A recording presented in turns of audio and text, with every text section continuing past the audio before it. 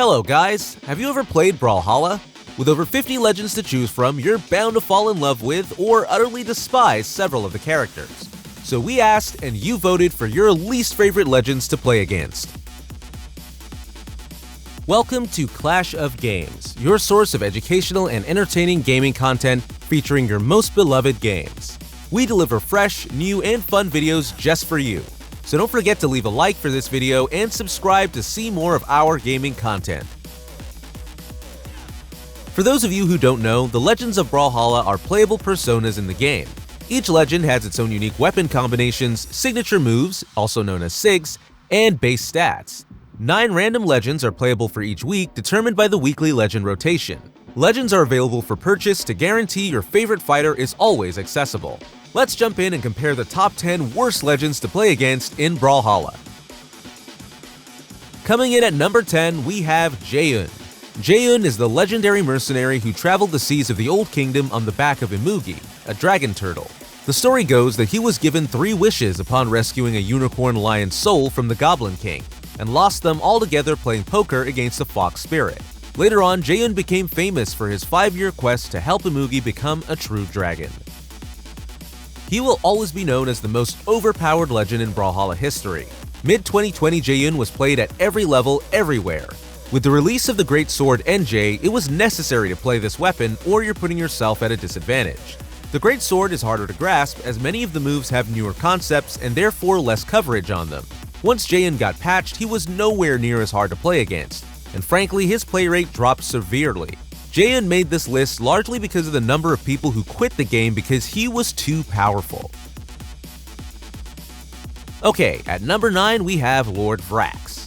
Vraxx is a legend who spent his childhood in a vat, like most Zakatari noble spawn. His father was Governor Tyrant of the planet Roldock 9. Although Vraxx has some extraordinary military prowess, his overconfidence, gloating, unworkable revenge plots, and general self-indulgence casts a dark shadow over him. One of the reasons that Lord Vraxx isn't higher on this list is because he is so hard to come by these days. With over 50 legends in the game, you can probably go a couple of days without seeing him. However, when you do, it's far from fun to play against because of this guy's lance signatures. His blaster signatures are quite strong as well.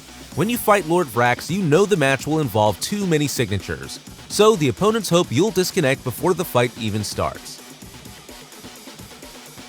Lord Vraxx is less about force and more about speed. He has the fastest lance. His D-Sig and N-Sig can come out fast, but they don't have very large hitboxes.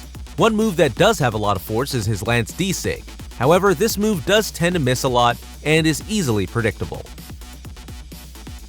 Alright, moving on to number 8, we have Ember. It is said that Ember is the only mortal who has seen the center of the Fangwild Forest. For 1,000 grand years, Ember, together with her wolf Ash and Raven Yara, have been the guardian and protector of Fangwild dating back to the time that its borders were touching Asgard. At first glance, Ember doesn't seem like one of the most hated legends. She's got low defense, but I can see why so many of you voted for her. Ember's signature is the bow side sig. The bow side sig is the wolf, and the neutral sig is the bird. It just makes Ember such a huge threat.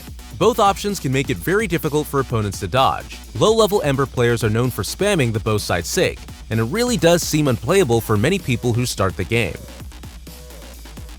At number 7 we have another Lance legend, Scarlet.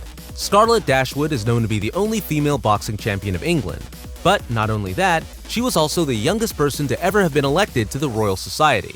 Like most relationships that turned sour, her partner, Baron von Evilstein, betrayed her. Her inventions were stolen and the Baron disappeared and framed her for his murder. A simple understanding of why people hate her is because she's got a lance, which is not fun to play against. Personally, the real problem comes from the hammer sig. At times, it feels smarter to spam on Scarlet than to play properly, because that's how good her hammer sigs are. This hammer sig usually has heavy end lag and is easily punished. However, it is not necessarily a weak method to play, and a skilled spammer can be very difficult to defeat. It's frustrating to verse, and new players may not handle this tactic well. Okay, we move on to number 6, the most popular legend of all time, Mordex. The ambitious Octavius Mordex, Master Hunter of the Order of the Exiled Lion, carefully planned his treachery. He fought viciously against the monsters whose powers he desired, and concealed the Tome of Rituals and the Great Scythe for his benefit. With the power of his dark magic, he later on formed alliances with Thatch and Azoth. Despite all the fame and popularity that Mordex has, there is crazy hate for this legend. The main reason you guys voted for Mordex is that all his SIGs are threatening the same area except his Scythe End SIG. His weapons are redundant, fast, and stringy with little killing power. Now, at number 5, we have Zariel. Zariel resided in Elysium as a saintly soldier. But when the warrior god Paladin heard the rumors about the grand tournament in Valhalla, Zariel was sent to investigate. Zariel's signatures have a lot of stunning and holding power that keeps you in place. Unfortunately, this is frustrating and not fun to play against. In addition, all his bow signatures spike downwards, and his gauntlet sigs are also incredibly annoying. In my experience, I have never come across a good Zariel player. Hold on! Please click the subscribe button and click the notification bell to get more updates. Now, back to our next spot. At number 4, we have the Minotaur himself, Teros. Nurtured by violence to survive in Dragonport, Teros worked as a stonesman and debt collector before finding out that he is meant to be a gladiator. He crushed his formidable enemies, but also found a match later on. After losing, he wandered through Fangwild Forest and lived in Peril Mountain for some time before his battles in Valhalla. Teros at every level has an axe and hammer, which are basically two weapons that carry the player. The axe neutral sig is enough to put him on this list. Teros has very limited options and inconsistent damage. He has no pressure game, bad footsies, and low priority. It is vital to hit wherever you can in order to lay down damage and get a knockback due to his strong force stat. Okay guys, at number 3 we have Queen Nai. The empire of the Jaguar Kingdom plummeted down with the relentless war battles and torments. With the decline of her people and her gods, Queen Nai ended up in Valhalla, where her victories flourished. Through her triumphs, the vitality of her people and her gods are gaining recovery. A good knight player is terrifying. Queen Nai is exactly that. The first problem really stems from her end sig being true on a spear. Second, it is scary to play against Queen Nai when you don't have a dodge. Another problem is that her Qatar sigs hit like a semi-truck, and they catch so many different dodges. Finally, Queen Nai has the lowest base speed in the game, and many people think she's got the worst overall stats. At number 2, we have Orion. Grabbing the attention of other Brawlhalla legends, Orion fell from the sky and left a trail of blazing smoke across the Asgardian sky. After a week, Ivaldi's sons went to Asgard to present a suit of golden armor. Not long after, Orion made his appearance to Valhalla and is now one of Valhalla's most well-known and respected legends. Thought to be one of the easiest legends to pick up and play, Orion has a lance.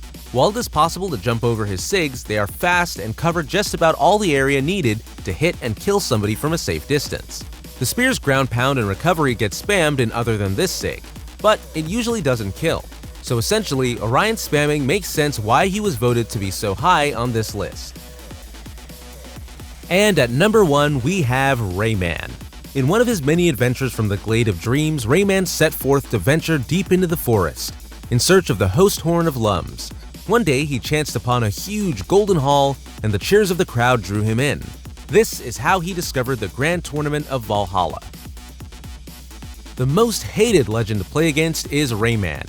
He's got one of the most toxic sigs in the game, which is the down axe sig. He might be fun to play, but it throws other players off.